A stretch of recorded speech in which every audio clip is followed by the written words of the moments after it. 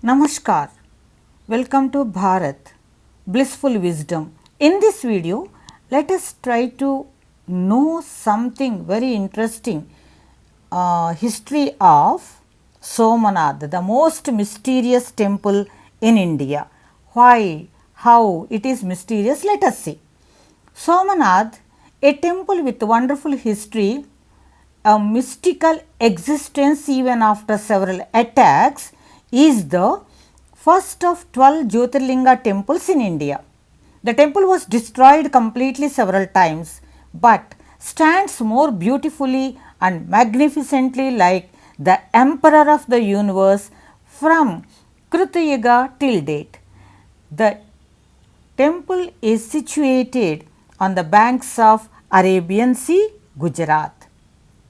The history of Somanath of Prabhasa Tirtha can be traced during the early part of Krita Yuga when Somadeva, the moon god, was cursed by Daksha Prajapati, who was his father-in-law, and he did intense tapas for Mahadeva Shiva. Daksha Prajapati suggested Chandradeva to perform tapasya in Prabhasa Tirtha, very holy place where the three mighty rivers Hira, Kapila and Saraswati join. Later they merge with sea. Then he can come out of his curse. Chandradeva agreed to the proposal of his father-in-law and performed tapasya in Prabhasa Tirtha. Chandradeva impressed Mahadeva Shiva with his tapasya and Mahadeva Shiva appeared and blessed him. To express his gratitude, Chandradeva constructed a temple for Mahadeva Shiva in the holy Prabhasa Tirtha under the guidance of Chaturmukha Brahma, and it became popular as Somanath. Brahmadeva invoked the energy of Shiva, and when he invoked, he could see a bright beam of light that took the form of golden egg, the Shivalinga. Brahmadeva installed that Sparshalinga, which is in the form of divine energy, Jyotirlinga, under the layers of earth and worshipped it. That is why this is the most powerful temple. Later in Dwapar Yuga, physical Shivalinga was placed above the original Jyotirlingam and people started worshipping it. No human being can touch the golden egg-shaped Jyotirlinga any time.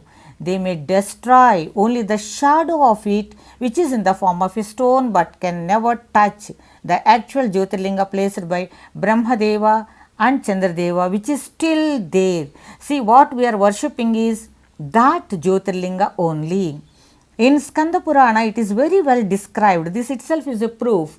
It says, Suryabimba Samaprakhyam Sarpamekala Banditam Kukkutanga Samam Tad Bhumi Madhya Vyavasthitam.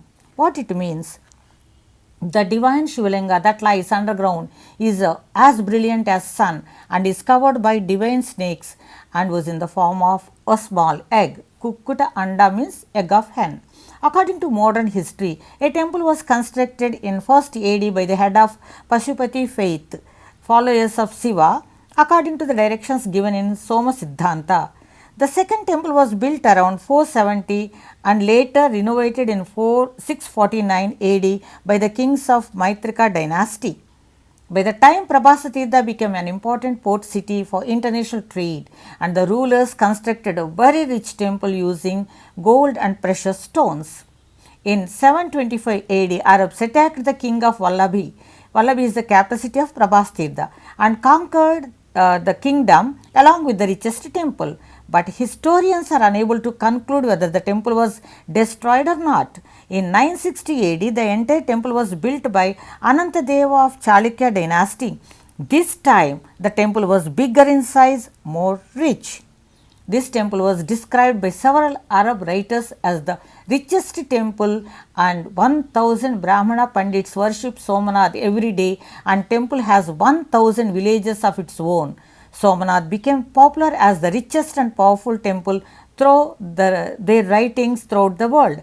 After knowing about its wealth, Gajani attacked the temple on 6th January 1026 and destroyed it completely and burnt it to ashes. In 1024 and 1030, kings of Malwa and Chalukyas built it very richly again. In 1217, Khilji ordered his general Alpha Khan to destroy the temple completely.